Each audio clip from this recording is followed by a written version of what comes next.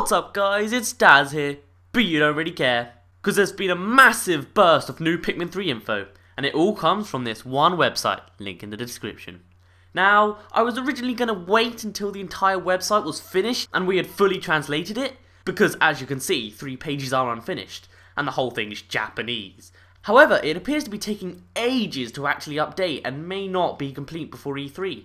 So, instead, I will focus only on the footage revealed so far. The rest of the website, including translations, screenshots and new pages, I will go over at a later time. So, with all that over, let's begin by showing the whole compilation in one full run-through.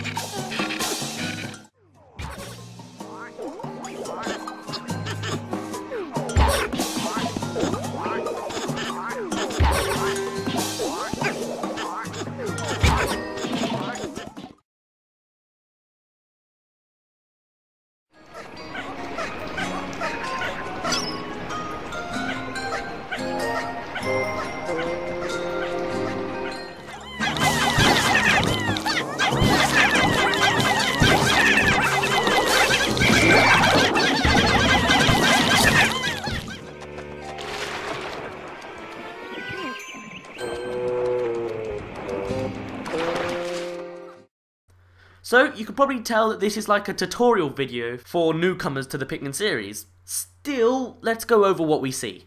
Hey look, new images of the characters! Don't hide the mohawk, Charlie, express yourself. So first of all, we can hear the voices clearly of the new characters, and I've got to say, I love Charlie's. I don't know why, just humours me somehow, I don't know.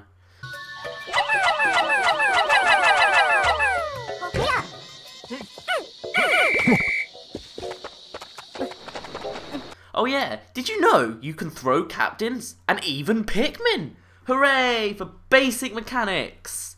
Hold on, what's that? Is that a bomb rock? Wow! Wow! Never thought I'd see that in this game, except for the really obvious hints from the stone walls, but still, yeah, there's a new bomb rock. We'll see more later.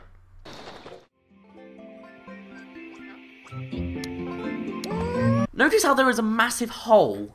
It's thought that these are created by snagrets, Because there's only one implies that they can only come out of certain spots, or can only emerge once, which sounds likely. Or maybe the hole disappears when it comes out of another one. I don't know how it works, but hey.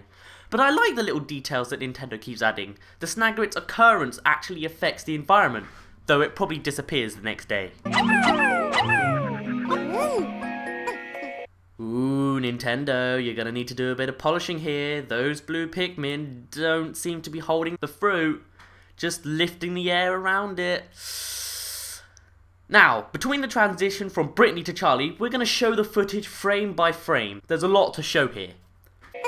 First frame, blue pellet.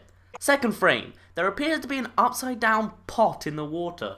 The tiles it's made of implies that the Pikmin built it themselves. This could be a new way of accessing areas, as the captains would need a platform to throw Pikmin and each other to move on.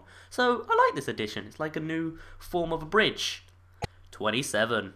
Here we can see another burgeoning spiderwort, which is what those things that hold the berries are called. There's also a wire-like obstacle, but I doubt this is actually removable, since it seems more like a barrier thing to stop the player breaking the game and getting to another part of the map the wrong way. Still, looks kinda cool. Pink pellet, broken crystallized wall, broken dirt wall. Alright, now things get interesting. First of all, we can see the onion briefly, and yes, it's called an onion. The translation on the page directly called it an onion. So my dreams are crushed. Oh well. But if you look at the colour of the onion, you can see that there is red, blue, yellow, pink and grey gunk inside.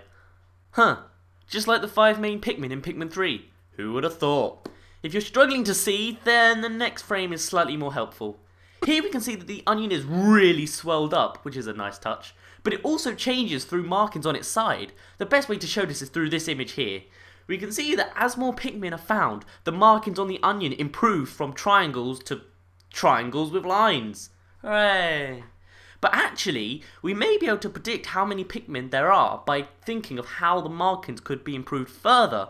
So start the old imagination machine, guys. How can these markings develop even more? It could imply what effect new Pikmin will bring, if they exist. Though the new Pikmin may just go into Drake, who knows. Oh yeah, Drake, that's the name of the ship, but its name begins with, they didn't, did they? Unless Drake becomes some sort of sentient person at some point in the plot, and so he acts as a character, and I don't know, I just don't want to lose the team. It's another dream crushed. We can also see a winged Pikmin planted in the ground beneath the onion. There's also another barrier in the form of wood with nails in them. Interesting. There's not too much to show here with Charlie and the new electric gate, though I guess you could say that each time the Pikmin hit the gate, the little gauge meter thing goes crazy for a moment, though that might just be coincidental timing.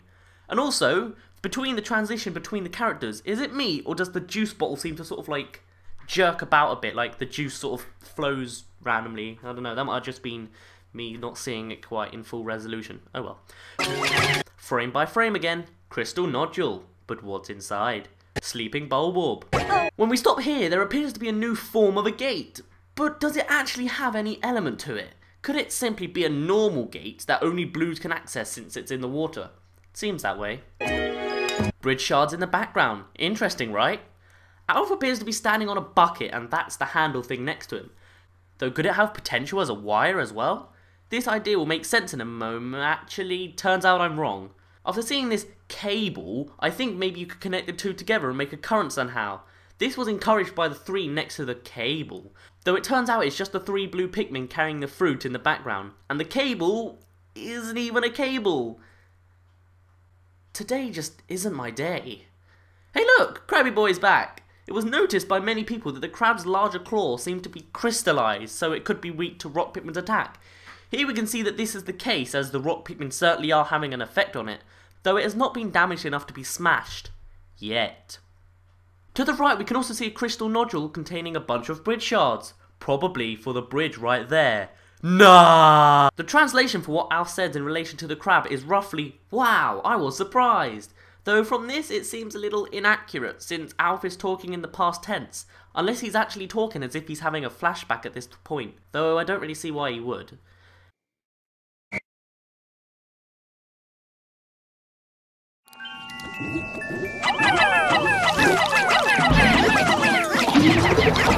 Hey, did you know that red Pikmin are fireproof? Me neither. There's also another yellow memo folder thing in the crystal nodule, and they're all over the footage. I'll point them all out at the end and explain further what it could be.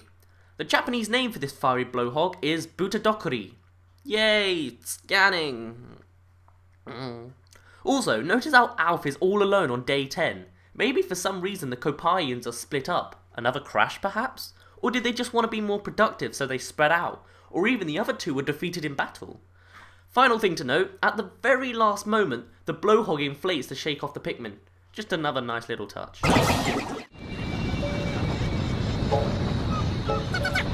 So from this scene we can see that the Pikmin are further resistant to fire. They also will walk around the enemy when they need to, so yay, Pikmin AI is getting better I guess. You can see that they are carrying a bunch of grapes, and there is a new icon beneath the juice icon. It is most likely that a single grape is not enough to fill a bottle of juice, so the counter shows that 3 have been stored so far, but that isn't enough. Maybe a bottle isn't filled until 10 grapes are collected, or something like that. Also, notice how Brittany's health is quite low. In Pikmin 2, the music would change and be more out of tune, I guess, and more unhealthy. Well, if you listen to the music in this scene, does the music sound drony to you?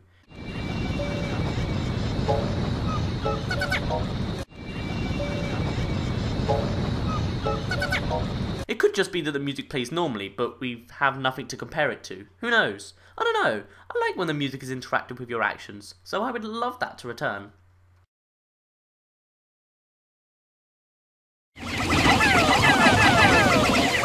This clip shows the power of the red Pikmin. In the previous game they had 1.5 times the power of a regular Pikmin, so this is probably still true in Pikmin 3. I mean, look how fast that wall goes down. Once again, Alf is all by himself, but now it's day 7.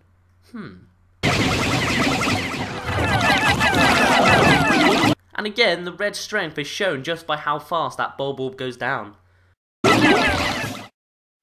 Pikmin now. Did you know they can walk in the water? Wow! There's also a really loud slushing sound when you walk in shallow water. Do you think it's a little bit too loud? Also, notice how the sunset HUD has appeared already, when it's only the 3rd section of the day. Pikmin 3 is apparently made even easier since you are warned to collect your Pikmin much earlier in the game. Yay. Hey look, another folder with a cherry. There's also another folder hidden in the clovers. So we've come to this scene again, which is completely submerged underwater. You can tell this by the white lines on the rock and the bubbles coming from the Pikmin and characters. Once again we can see an icon for the fruit being carried, which is a mango. So does this appear each time you're carrying a fruit? Or maybe just the ones that need more for one bottle, or can fill more than one bottle? How does it work? I don't know. There's also a slight gap between the rocks, which looks like the characters could slip through. There's that 20 Pikmin scale thingamawhat's-it. And here we see the new design of the Toady Bloister, unless it's a new member of the family. Now, Pikmin can attack its back instead of just its tail. Its eyes are also not protruding out of its face, though this might be because it retracts when it's approached, sort of like a slug would. Finally, it has a new tentacle tongue. Ugh.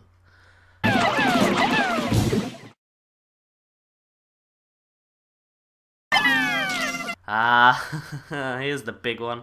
Yellow Pikmin have a new ability. They can conduct electricity. We'd always theorised that the yellow Pikmin would be needed to connect some wires together to form a circuit, but we never thought that the yellow Pikmin would be the circuit. Still, an awesome idea. Also, notice how half of the Pikmin actually upgrade into flowers. Maybe this introduces new ways for certain Pikmin types to upgrade other than simply waiting in sprout forms or from nectar.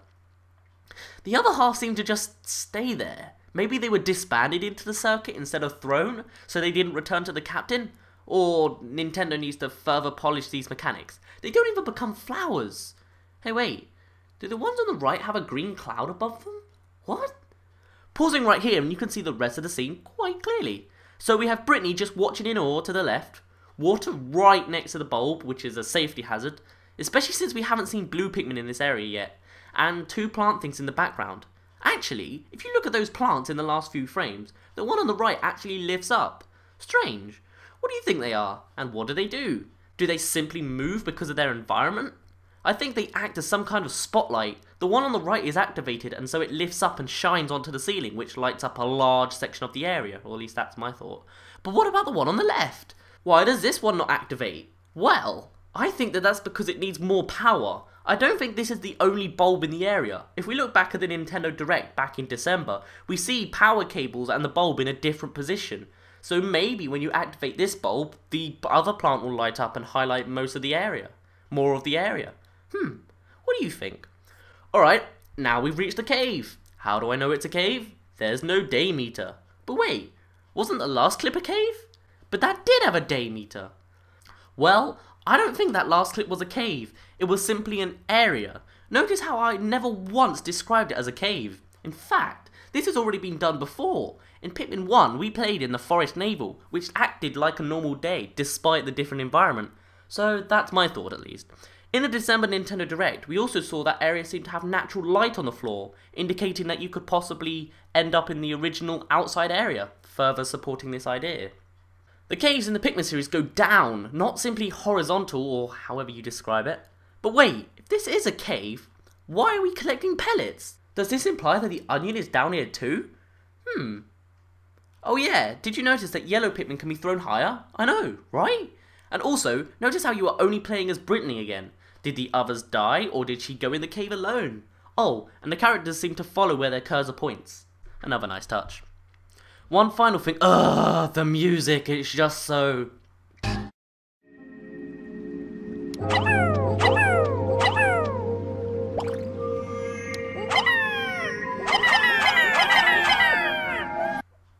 Actually, this is the first time we've heard the actual music from each map. So let's quickly go over all the music that's revealed so far. The forest seems to have a sort of timpani instrument.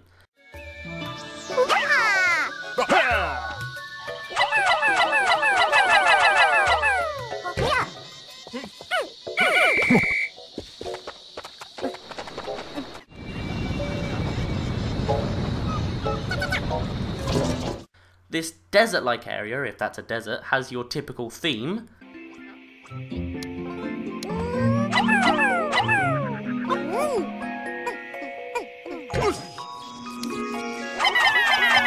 Snowy area has got like an xylophone sound.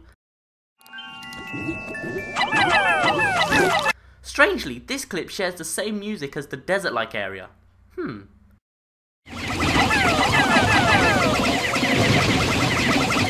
The Forest Navel, slightly creepy.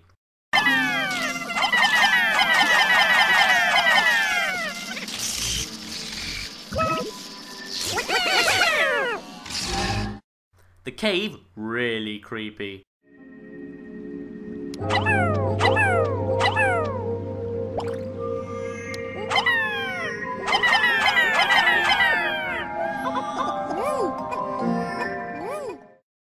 And autumn, an accordion, and that low-pitched instrument.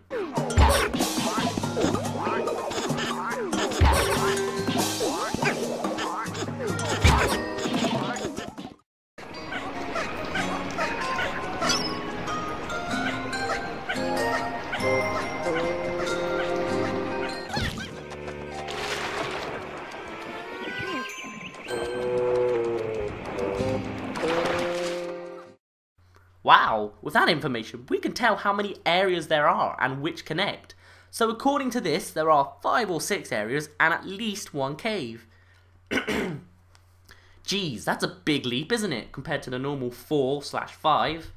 Plus, there may be more areas as you progress further into the story. Perhaps you have an area for each continent. Now, I have a strong urge to collectively show off where each area connects, but I don't have the time, so maybe later.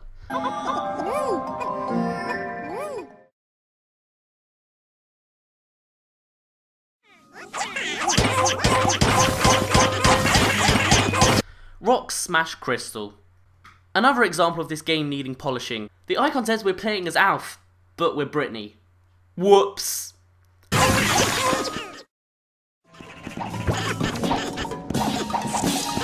Hey look, it's a cloaking baronet! No. It is not the cloaking baronet, and I have proof. In Pikmin 2, the Japanese name for the cloaking baronet is Harumishi, but the name of this creature is the Kaburimushi. as given by the scanning information. I have no idea what Mushi means, but I assume that they are from the same family. The design shows that it instead protects its front and leaves its rear vulnerable, the reverse of the cloaking baronet. The clip also displays that rock Pikmin are immune to spikes. The next clip is of the Topikaburi, which appears to be another family member which has the ability to fly. When its attack does not catch a Pikmin, it is stuck momentarily into the ground. Interestingly, when it releases itself, it reveals its form beneath its shell for a second. It almost looks like a ravenous Whiskerpillar, so maybe this is another form it could be, if there are multiple forms of its adulthood. Hey, look in the background, what do you see? Yup, bomb rocks. And hey, there's a stone wall conveniently placed nearby. We also have a yellow pellet which many people have been mistaking for orange.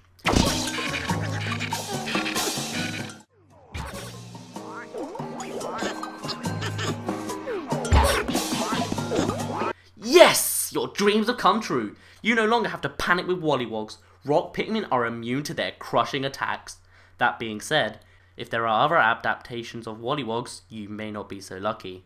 Also, if you watch the frog in the background, the sound it makes actually matches up to when it inflates its throat. Yet another nice feature.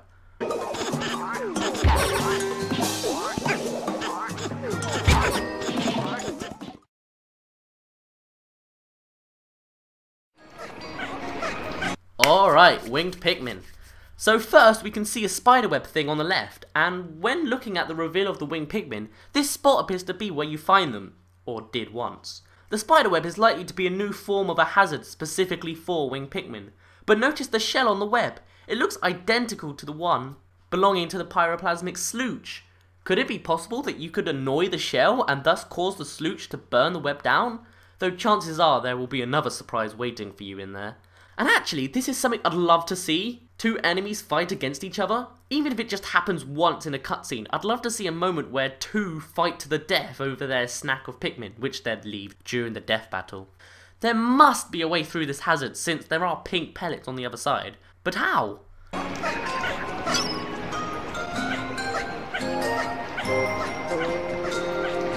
Did you know winged Pikmin could fly? Even when they're carrying treasure? I know! Who would have thought of that logic? Puffy blowhogs return, and here's more evidence that you can, in fact, throw winged Pikmin. It's also cool how when the puffy blowhog throws Pikmin off of it, it inflates. Seems to be a running trend in the blowhog family.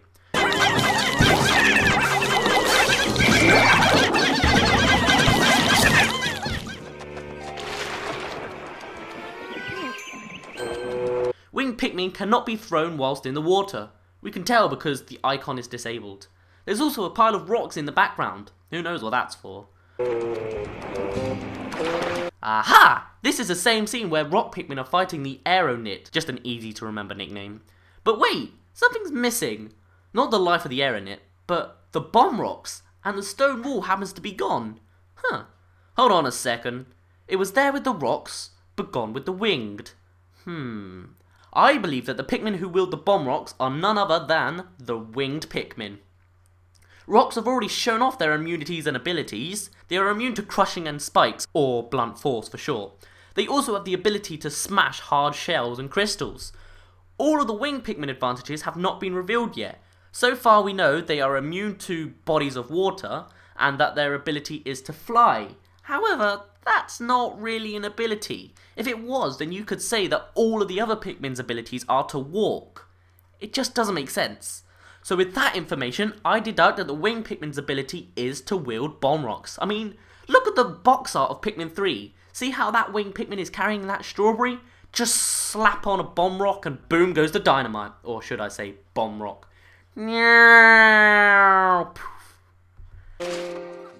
And with that, we complete our analysis of the footage revealed to us so far on the Japanese website.